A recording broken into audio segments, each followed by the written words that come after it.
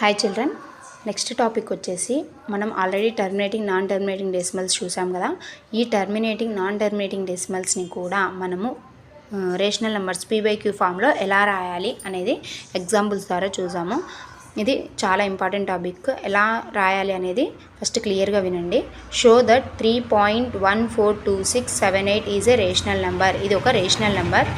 In other words express 3.17 P/Q form. P/Q ఫామ్లో express చేయండి అన్నారు, అంటే రేషనల్ నెంబర్స్లో ఎక్స్ప్రెస్ చేయండి అన్నారు. ఇక్కడ ఏముంది 3142678. నేను పాయింట్ తీసేస్తున్నాను. రేషనల్ నెంబర్స్లో రాయాలి అంటే P/Q form. Q not equal to 0 కదా మనకి. Q నాట్ ఈక్వల్ టు 0 అంటే ఇది నాకు రేషనల్ నెంబర్స్లో రావాలి అంటే ఇక్కడ అంత కింద Q నాట్ ఈక్వల్ టు ఏదైనా 0 రాకుండా ఉంటే అది రేషనల్ నెంబర్. నేను ఎన్ని పాయింట్స్ ఉన్నాయి 1 2 3 4 5 6, నేను 6 zeros 1 2 3 4 5 6 zeros వేసేస్తే ఇది P/Q ఫామ్లో ఉంది. ఈ డెసిమల్ ఎక్స్పాన్షన్ అనేది ఇది నాన్ టర్మినేటింగ్. టర్మినేటింగ్ అంటే ఆగిపోవడం. ఇది మీరు చూసి అబ్జర్వ్ చేస్తే నాన్ టర్మినేటింగ్. నాకు తెలిసి ఇది ఎక్కువ శాతం మళ్ళీ రిపీట్ అయ్యే డెసిమల్ అయ్యి ఉండొచ్చు. Next example 2, show that 0.333. ఇది ఇంపార్టెంట్ క్వశ్చన్, చాలా ఇంపార్టెంట్ క్వశ్చన్. అర్థం కూడా బాగా చేసుకోండి.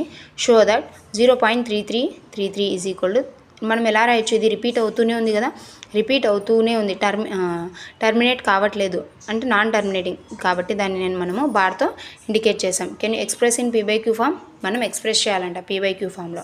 ఫస్ట్ నేను ఏం చేస్తున్నా అంటే let us consider x is equal to 0.333. నేను ఏం చేస్తున్నా అంటే let x is equal to 0.333 అనేలాగా తీసుకుంటున్నాను. Multiply with 10. నేను ఏం చేస్తున్నా అంటే మల్టిప్లై విత్ 10 చేసుకుంటున్నాను. రెండు పక్కల 10తో మల్టిప్లై చేయాలి కాబట్టి 10x. దీన్ని కూడా నేను ఏం చేస్తున్నాను 10తో మల్టిప్లై చేస్తున్నాను. ఇక్కడ 10x వచ్చేస్తుందా.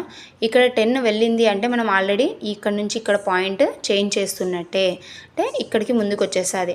ఇంటూ మీరు చేయండి కావాలంటే 0.333 ఉందనుకోండి, ఇంటూ 10 చేస్తే ఏమొస్తుంది 0 జా 0 0 ఇలా 0. నెక్స్ట్ 1 3 జా 3 1 3 జా 3 1 3 జా 3 1 0 జా 0 0 3 3 3 0 ఇలా వస్తుంది కదా. మనం ఎక్కడ పాయింట్ పెట్టాలి, ఇటుపక్క మనకు 0 ఉన్నా అది అవసరం లేదు. మనకి ఎన్ని దాంట్ల తర్వాత ఉంది, ఒక పాయింట్ తర్వాత ఉంది కాబట్టి 1 పాయింట్ తర్వాత పెట్టాం.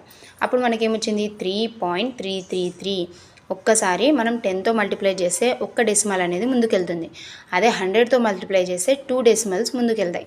అదొకటి గుర్తుపెట్టుకోండి. ఇక్కడ ఏమంటే నేను రఫ్ వర్క్ ఒకసారి వేసి చూపించాను మీరు ఎలా రాయాలనేది. ఒకవేళ మీరు 1000తో మల్టిప్లై చేస్తే 3 డెసిమల్స్ అనేవి ముందుకెళ్తాయి దీనికి. అప్పుడు ఏమవుతుంది 333 పాయింట్లలో నుంచి వస్తాయి మళ్ళీ.